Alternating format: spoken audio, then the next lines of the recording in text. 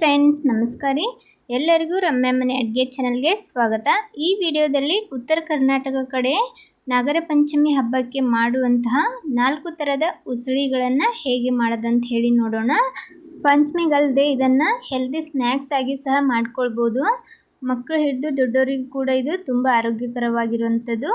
ಸ್ನ್ಯಾಕ್ಸ್ಗೆ ಆರಾಮಾಗಿ ಸಿಂಪಲ್ ಆಗಿ ಮಾಡ್ಕೊಳ್ಳುವಂಥದ್ದು. ಇವಾಗ ಹೇಗೆ ಮಾಡೋದಂತ ಹೇಳಿ ನೋಡೋಣ. ಮೊದಲಿಗೆ ಒಂದು ಮಿಕ್ಸರ್ ಜಾರ್ ತಗೊಂಡು ಅದಕ್ಕೇನೆ ಬೆಳ್ಳುಳ್ಳಿ ಹಾಗೆ ಹಸಿಮೆಣಸಿನ್ಕಾಯಿ ಒಂದು ಸ್ವಲ್ಪ ಉಪ್ಪನ್ನು ಹಾಕ್ಕೊಂಡು ಗ್ರೈಂಡ್ ಮಾಡಿ ಸೈಡಲ್ಲಿ ಇಟ್ಕೊಳ್ಳೋಣ. ಈ ಕಡೆ ಒಂದು ಕಡಾಯಿ ಇಟ್ಕೊಂಡು ಅದಕ್ಕೆ 1-2 ಟೇಬಲ್ ಸ್ಪೂನಷ್ಟು ಎಣ್ಣೆ ಕಾಯ್ದ ನಂತರ ಸ್ವಲ್ಪ ಸಾಸಿವೆ ಹಾಗೆ ಜೀರಿಗೆ ಒಂದು ಸ್ವಲ್ಪ ಕರಿಬೇವನ್ನು ಹಾಕ್ಕೊಂಡು ಫ್ರೈ ಮಾಡ್ಕೊಳ್ಳೋಣ. ನಂತರ ಇದಕ್ಕೇ ಉಳ್ಳಾಗಡ್ಡಿ ತಪ್ಪಲ ಬರುತ್ತಲ್ಲ, ಅದನ್ನು ಕಟ್ ಮಾಡಿ ಸೇರಿಸ್ಕೊಂಡಿದ್ದೀನಿ. ಇದನ್ನು ಸ್ವಲ್ಪ ಹೊತ್ತು ಫ್ರೈ ಮಾಡಿಕೊಂಡು ಅದಕ್ಕೇ ಹಸಿಮೆಣಸಿನ್ಕಾಯಿ ಬೆಳ್ಳುಳ್ಳಿ ಪೇಸ್ಟನ್ನು ಹಾಕ್ಕೊಂಡು ಫ್ರೈ ಮಾಡ್ಕೊಳ್ಳೋಣ. ಖಾರ ಎಷ್ಟು ತಿಂತೀರಾ ನೋಡಿಕೊಂಡು ಖಾರನ ಸೇರಿಸ್ಕೊಳ್ಳಿ. ಇವಾಗ ಇದನ್ನು ಸ್ವಲ್ಪ ಹೊತ್ತು ಚೆನ್ನಾಗಿ ಫ್ರೈ ಮಾಡ್ಕೊಳ್ಳೋಣ. ನಂತರ ಇದಕ್ಕೇ ಒಂದು ಸ್ವಲ್ಪ ಅರಿಶಿನ ಪುಡಿ ಹಾಕ್ತಾಯಿದ್ದೀನಿ. ಒಂದು ಅರ್ಧ ಚಮಚದಷ್ಟು ಅರಿಶಿನ ಪುಡಿನ ಹಾಕ್ಕೊಂಡು ಇದನ್ನು ಮತ್ತೆ ಒಂದು ಸ್ವಲ್ಪ ಚೆನ್ನಾಗಿ ಫ್ರೈ ಮಾಡ್ಕೊಳ್ಳಿ. ಇದೆಲ್ಲ ಫ್ರೈ ಆದ ನಂತರ ಇದಕ್ಕೇ ಮೊಳಕೆ ಒಡೆದಿರುವಂಥ ಹೆಸರು ಕಾಳನ್ನು ಸೇರಿಸ್ತಾ ಇದ್ದೀನಿ. ಹೆಸರು ಕಾಳನ್ನು ಒಂದಿನ ನೆನೆಸಿಟ್ಟು ರಾತ್ರಿ ಇದನ್ನು ಒಂದು ಕಾಟನ್ ಅರ್ಬಿಯಲ್ಲಿ ಕಟ್ಟಿಟ್ಟಿದ್ದೆ. ಮಾರನೇ ದಿನ ಈ ಥರ ಮೊಳಕೆ ಒಡೆದಿವೆ. ಅದನ್ನು ಚೆನ್ನಾಗಿ ಮಿಕ್ಸ್ ಮಾಡಿಕೊಂಡು ಲಾಸ್ಟಲ್ಲಿ ರುಚಿಗೆ ತಕ್ಕಷ್ಟು ಉಪ್ಪನ್ನು ಸೇರಿಸ್ಕೊಂಡು ಚೆನ್ನಾಗಿ ಮಿಕ್ಸ್ ಮಾಡ್ಕೊಳ್ಳೋಣ. ಇವಾಗ ಒಂದು ಅರ್ಧ ಬಟ್ಲಷ್ಟು ನೀರನ್ನು ಚಿಮುಕಿಸ್ಬಿಟ್ಟು ಮುಚ್ಚಿಬಿಟ್ಟು ಇದನ್ನು ಒಂದು 5 ನಿಮಿಷ ಬೇಯಿಸ್ಕೊಳ್ಳೋಣ. 5 ನಿಮಿಷದ ನಂತರ ನೋಡ್ಬೋದು ಎಲ್ಲನೂ ಚೆನ್ನಾಗಿ ಕಾಳುಗಳು ಬೆಂದಿವೆ. ಇದನ್ನು ಚೆನ್ನಾಗಿ ಮಿಕ್ಸ್ ಮಾಡಿಕೊಂಡು ಒಂದು ಸ್ವಲ್ಪ ಕೊತ್ತಂಬರಿನ ಕಟ್ ಮಾಡಿ ಸೇರಿಸ್ಕೊಂಡು ಮಿಕ್ಸ್ ಮಾಡಿಕೊಂಡ್ರೆ ಆಯಿತು. ಉತ್ತರ ಕರ್ನಾಟಕದಲ್ಲಿ ಪಂಚಮಿಗೆ ಮಾಡುವಂತಹ ಮೊಳಕೆ ಒಡೆದಿರುವ ಹೆಸರು ಕಾಳಿನ ಉಸುಳಿ ರೆಡಿ ಆಗ್ತದೆ. ತುಂಬ ರುಚಿಯಾಗಿರ್ತದೆ, ಸ್ವಲ್ಪ ಖಾರವಾಗಿ ತುಂಬ ಟೇಸ್ಟಿಯಾಗಿರ್ತದೆ. ನೀವು ಸಹ ಒಮ್ಮೆ ಟ್ರೈ ಮಾಡಿ. ಮನೆಯಲ್ಲಿ ದೊಡ್ಡವರಿಂದ ಮಕ್ಕಳವರೆಗೂ ಸಹ ಇದನ್ನು ಇಷ್ಟಪಟ್ಟು ತಿಂತಾರೆ. ಇವಾಗ ನೆಕ್ಸ್ಟ್ ರೆಸಿಪಿನ ಮಾಡೋಣ. ಒಂದು ಕಡಾಯಿ ಇಟ್ಕೊಂಡು ಅದೇ ಕಡೆಗೆ ನಾನು 1-2 ಚಮಚದಷ್ಟು ಎಣ್ಣೆ ಹಾಕ್ಕೊಂಡಿನಿ. ಎಣ್ಣೆ ಚೆನ್ನಾಗಿ ಕಾಯ್ದ ನಂತರ ಒಂದು ಅರ್ಧ ಚಮಚ ಸಾಸಿವೆ, ಒಂದು ಅರ್ಧ ಚಮಚದಷ್ಟು ಜೀರಿಗೆ, ಒಂದು ಸ್ವಲ್ಪ ಕರಿಬೇವು ಹಾಕ್ಕೊಂಡು ಫ್ರೈ ಆದ ನಂತರ ಇದಕ್ಕೂ ಸಹ ನಾನು ಹಸಿ ಉಳ್ಳಾಗಡ್ಡಿ ತಪ್ಪಲನ್ನು ಕಟ್ ಮಾಡಿ ಹಾಕ್ಕೊಂಡಿದ್ದೀನಿ. ಇದನ್ನು ಸ್ವಲ್ಪ ಫ್ರೈ ಮಾಡಿಕೊಂಡು ನಂತರ ಬೆಳ್ಳುಳ್ಳಿ ಹಸಿಮೆಣಸಿನ್ಕಾಯಿ ಪೇಸ್ಟನ್ನು ಹಾಕ್ಕೊಂಡು ಅದನ್ನು ಸ್ವಲ್ಪ ಹೊತ್ತು ಫ್ರೈ ಮಾಡಿ ಒಂದು ಅರ್ಧ ಚಮಚದಷ್ಟು ಅರಿಶಿನ ಪುಡಿನ ಹಾಕ್ಕೊಂಡು ಇದನ್ನು ಫ್ರೈ ಮಾಡ್ಕೊಳ್ಳೋಣ. ಇದೆಲ್ಲ ಚೆನ್ನಾಗಿ ಫ್ರೈ ಆದ ನಂತರ ಇದಕ್ಕೆ ಮೊಳಕೆ ಒಡೆದಿರುವಂಥ ಮೆಟಗಿ ಕಾಳನ್ನು ಸೇರಿಸ್ತಾ ಇದ್ದೀನಿ. ಇದನ್ನು ಸಹ ನಾನು ಮನೆಯಲ್ಲೇ ಮಾಡಿರುವಂಥದ್ದು. ಇದನ್ನು ಚೆನ್ನಾಗಿ ಮಿಕ್ಸ್ ಮಾಡಿಕೊಂಡು ರುಚಿಗೆ ತಕ್ಕಷ್ಟು ಉಪ್ಪನ್ನು ಹಾಕಿ ಮತ್ತೊಮ್ಮೆ ಇದನ್ನು ಮಿಕ್ಸ್ ಮಾಡ್ಕೊಳ್ಳೋಣ. ಮಿಕ್ಸ್ ಮಾಡಿಬಿಟ್ಟು ಇದಕ್ಕೂ ಸಹ ಸ್ವಲ್ಪ ನೀರನ್ನು ಚಿಮುಕಿಸಿ ಮುಚ್ಚಿಬಿಟ್ಟು ಒಂದು 5 ನಿಮಿಷ ಬೇಯಿಸ್ಕೊಳ್ಳೋಣ. ನೋಡ್ಬೋದು ಎಲ್ಲ ಕಾಳುಗಳು ಚೆನ್ನಾಗಿ ಬೆಂದಿದೆ. ಲಾಸ್ಟಲ್ಲಿ ಒಂದು ಸ್ವಲ್ಪ ಕೊತ್ತಂಬರಿನ ಹಾಕ್ಕೊಂಡು ಚೆನ್ನಾಗಿ ಮಿಕ್ಸ್ ಮಾಡಿಕೊಂಡ್ರೆ ಆಯಿತು. ಪಂಚಮಿಗೆ ಮಾಡುವಂತಹ ಮೆಟಗಿ ಕಾಳಿನ ಉಸುಳಿ ರೆಡಿ ಆಗ್ತದೆ. ತುಂಬ ರುಚಿಕರವಾಗಿರ್ತದೆ, ಅಷ್ಟೇ ಆರೋಗ್ಯಕರವಾಗಿಯೂ ಕೂಡ ಇರ್ತದೆ. ಎಲ್ಲರಿಗೂ ಗೊತ್ತಿರುವಂಗೆ ಮೊಳಕೆ ಒಡೆದಿರುವಂಥ ಕಾಳುಗಳು ಆರೋಗ್ಯಕ್ಕೆ ತುಂಬ ಒಳ್ಳೆಯದು.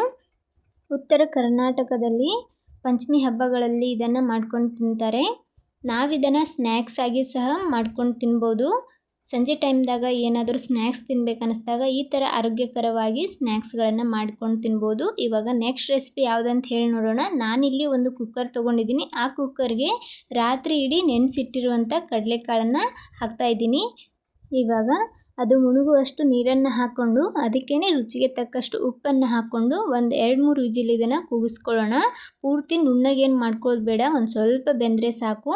ಈ ಕಡೆ ಕಡಾಯಿಗೆ ಒಂದು ಸ್ವಲ್ಪ ಎಣ್ಣೆ ಕಾಯ್ದ ನಂತರ ಸ್ವಲ್ಪ ಸಾಸಿವೆ ಜೀರಿಗೆ ಹಾಕ್ಕೊಂಡು ನಂತರ ಒಂದು ಸ್ವಲ್ಪ ಕರಿಬೇವು ಹಾಕ್ಕೊಂಡಿದ್ದೀನಿ. ನಾನಿಲ್ಲಿ ಒಂದು ಮೀಡಿಯಮ್ ಸೈಜ್ ಈರುಳ್ಳಿನ ಕಟ್ ಮಾಡಿ ಹಾಕ್ಕೊಂಡು ಇದನ್ನು ಫ್ರೈ ಮಾಡ್ಕೊತಾ ಇದ್ದೀನಿ. ನಂತರ ಬೆಳ್ಳುಳ್ಳಿ ಮತ್ತು ಹಸಿಮೆಣಸಿನ್ಕಾಯಿ ಪೇಸ್ಟನ್ನು ಹಾಕ್ಕೊಂಡು ಇದನ್ನು ಸಹ ಒಂದು ಸ್ವಲ್ಪ ಹೊತ್ತು ಚೆನ್ನಾಗಿ ಫ್ರೈ ಮಾಡ್ಕೊಳ್ಳೋಣ. ಬೆಳ್ಳುಳ್ಳಿಯಲ್ಲಿರುವ ಹಸಿ ವಾಸನೆ ಹೋಗೋವರೆಗೂ ಫ್ರೈ ಮಾಡಿಕೊಂಡು ನಾನಿಲ್ಲಿ ಒಂದು ಸ್ವಲ್ಪ ಅರಿಶಿನ ಪುಡಿನ ಸೇರಿಸ್ತಾ ಇದ್ದೀನಿ. ಇಲ್ಲಿ ಅರಿಶಿನ ಪುಡಿನ ಸ್ಕಿಪ್ ಸಹ ಮಾಡ್ಬೋದು. ಇವಾಗ ಇದನ್ನು ಫ್ರೈ ಮಾಡಿಕೊಂಡು ಕುದ್ದಿರುವಂತಹ ಕಡಲೆಕಾಳನ್ನು ಸೇರಿಸ್ತಾ ಇದ್ದೀನಿ. 1-2 ವಿಜಿಲ್ ಇದನ್ನು ಕೂಗಿಸ್ಕೊಂಡಿದ್ದೀನಿ. ತುಂಬ ಸ್ಮೂತಾಗಿ ಏನಿಲ್ಲ, ಒಂದು ಸ್ವಲ್ಪ ಬೆಂದಿದೆ ಅಷ್ಟೇ. ಇವಾಗ ಇದನ್ನು ಚೆನ್ನಾಗಿ ಮಿಕ್ಸ್ ಮಾಡ್ಕೊಳ್ಳೋಣ. ಮಿಕ್ಸ್ ಮಾಡಿಬಿಟ್ಟು ಮುಚ್ಚಿ ಒಂದು 2 ನಿಮಿಷ ಇದನ್ನು ಉಮ್ಗೈಸ್ಕೊಂಡ್ರೆ ಸಾಕು. ನೋಡ್ಬೋದು ಇದಕ್ಕೆ ನಾನು ಉಪ್ಪು ಮತ್ತೆ ಹಾಕ್ಲಕ್ಕೆ ಹೋಗಿಲ್ಲ, ಮೊದಲೇನೆ ಕುದಿಯುವಾಗನೇ ಉಪ್ಪನ್ನು ಹಾಕ್ಕೊಂಡಿದ್ದೆ. ಒಂದು ಸ್ವಲ್ಪ ಕೊತ್ತಂಬರಿನ ಹಾಕ್ಕೊಂಡು ಚೆನ್ನಾಗಿ ಮಿಕ್ಸ್ ಮಾಡಿಕೊಂಡ್ರೆ ಸಾಕು. ಸಿಂಪಲ್ಲಾಗಿ ಮಾಡ್ಕೊಳ್ಬೋದು ಅಂತ ಕಡಲೆಕಾಳು ಉಸುಳಿ ರೆಡಿ ಆಗ್ಯದ. ನೋಡ್ಬೋದು ಎಷ್ಟು ಚೆನ್ನಾಗಿ ಕಾಣ್ತಿದೆಯೋ, ರುಚಿನೂ ಕೂಡ ಅಷ್ಟೇ ಚೆನ್ನಾಗಿರುತ್ತೆ, ಅಷ್ಟೇ ಆರೋಗ್ಯಕರವಾಗಿಯೂ ಕೂಡ ಇರ್ತದೆ. ನೀವು ಸಹ ಈ ಥರ ಉಸುಳಿನ ಒಮ್ಮೆ ಟ್ರೈ ಮಾಡಿಬಿಟ್ಟು ಹೇಗೆ ಬಂದಿತ್ತು ಅಂತ ಹೇಳಿ ಕಮೆಂಟ್ ಮಾಡೋದು ಮಾತ್ರ ಮರಿಬೇಡಿ. ಇವಾಗ ನೆಕ್ಸ್ಟ್ ರೆಸಿಪಿ ಮಾಡೋಣ. ನಾನಿಲ್ಲಿ ಒಂದು ಕಡಾಯಿ ಇಟ್ಕೊಂಡಿನಿ, ಅದಕ್ಕೆ ಒಂದು ಸ್ವಲ್ಪ ಎಣ್ಣೆ ಕಾಯ್ದ ನಂತರ ಒಂದು ಅರ್ಧ ಚಮಚದಷ್ಟು ಸಾಸಿವೆ, ಒಂದು ಅರ್ಧ ಚಮಚದಷ್ಟು ಜೀರಿಗೆನ ಹಾಕ್ಕೊಂಡಿನಿ. ಇದು ಸ್ವಲ್ಪ ಫ್ರೈ ಆದ ನಂತರ ಒಂದು ಸ್ವಲ್ಪ ಕರಿಬೇವನ್ನು ಹಾಕ್ಕೊಂಡು ಫ್ರೈ ಮಾಡ್ಕೊಳ್ಳಿ. ನಂತರ ಇದಕ್ಕೇನೆ ಒಂದು ಮೀಡಿಯಮ್ ಸೈಜ್ ಈರುಳ್ಳಿನ ಕಟ್ ಮಾಡಿ ಹಾಕ್ಕೊಂಡು ಇದನ್ನು ಸಹ ಒಂದು ಸ್ವಲ್ಪ ಹೊತ್ತು ಫ್ರೈ ಮಾಡ್ಕೊಳ್ಳೋಣ. ಗ್ಯಾಸನ್ನು ಮೀಡಿಯಮ್ ಫ್ಲೇಮಲ್ಲಿ ಇಟ್ಕೊಂಡು ಈರುಳ್ಳಿ ಬಣ್ಣ ಸ್ವಲ್ಪ ಚೇಂಜ್ ಆಗೋವರೆಗೂ ಫ್ರೈ ಮಾಡ್ಕೊಳ್ಬೇಕಾಗ್ತದೆ. ಈರುಳ್ಳಿ ಫ್ರೈ ಆದ ನಂತರ ಹಸಿಮೆಣ್ಸಿನ್ಕಾಯಿ ಬೆಳ್ಳುಳ್ಳಿ ಪೇಸ್ಟನ್ನು ಹಾಕ್ಕೊಂಡು ಚೆನ್ನಾಗಿ ಫ್ರೈ ಮಾಡಿಬಿಟ್ಟು ಇದಕ್ಕೂ ಸಹ ಒಂದು ಅರ್ಧ ಚಮಚದಷ್ಟು ಅರಿಶಿನ ಪುಡಿನ ಹಾಕ್ತಾಯಿದ್ದೀನಿ. ಇಲ್ಲಿ ಅರಿಶಿನ ಪುಡಿನೂ ಸಹ ಸ್ಕಿಪ್ ಮಾಡ್ಬೋದು ಇಷ್ಟಪಡದೇ ಇರೋರು. ಇವಾಗ ಇದಕ್ಕೇನೆ ಒಂದು ವಿಜಿಲ್ ಕೂಗಿಸ್ಕೊಂಡಿರುವಂಥ ಬಟಾಣಿನ ಹಾಕ್ತಾಯಿದ್ದೀನಿ. ಬಟಾಣಿನೂ ಸಹ ಒಂದು 5-6 ಗಂಟೆ ನೆನೆಸ್ಕೊಂಡು ನಂತರ ಒಂದು ವಿಜಿಲ್ನ ಕೂಗಿಸ್ಕೊಂಡಿದ್ದೀನಿ. ಮೀಡಿಯಮ್ ಫ್ಲೇಮಲ್ಲಿ ಒಂದು ವಿಜಿಲ್ ಕೂಗಿಸ್ಕೊಂಡು ಇದಕ್ಕೆ ಸೇರಿಸ್ಕೊಂಡು ರುಚಿಗೆ ತಕ್ಕಷ್ಟು ಉಪ್ಪನ್ನು ಹಾಕಿ ಹಾಗೆ ಒಂದು ಸ್ವಲ್ಪ ಕೊತ್ತಂಬರಿ ಹಾಕಿ ಚೆನ್ನಾಗಿ ಒಂದು ಮಿಕ್ಸ್ ಕೊಟ್ಟರೆ ಆಯಿತು.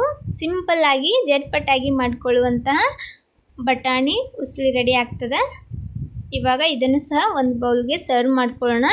ನೋಡಿದ್ರಲ್ಲ, ತುಂಬ ಸಿಂಪಲ್ಲಾಗಿ ಎಲ್ಲ ಉಸುಳಿನ ಮಾಡ್ಕೊಳ್ಬೋದು. ಉತ್ತರ ಕರ್ನಾಟಕ ಕಡೆ ನಾಗರ ಪಂಚಮಿಯಲ್ಲಿ ಇದೇ ಥರ ತುಂಬ ಸಿಂಪಲ್ಲಾಗಿ ಎಲ್ಲ ಉಸುಳಿಗಳನ್ನು ಮಾಡ್ಕೊಳ್ತಾರೆ. ಈ ಉಸುಳಿ ರೆಸಿಪಿ ಇಷ್ಟ ಆದರೆ ಲೈಕ್ ಮತ್ತು ಶೇರ್ ಮಾಡಿ, ಹಾಗೆ ಚಾನಲ್ನ ಸಬ್ಸ್ಕ್ರೈಬ್ ಮಾಡ್ಕೊಳ್ಳಿ. ವಿಡಿಯೋ ನೋಡುತ್ತಿರುವವರಿಗೆಲ್ಲ ಧನ್ಯವಾದಗಳು.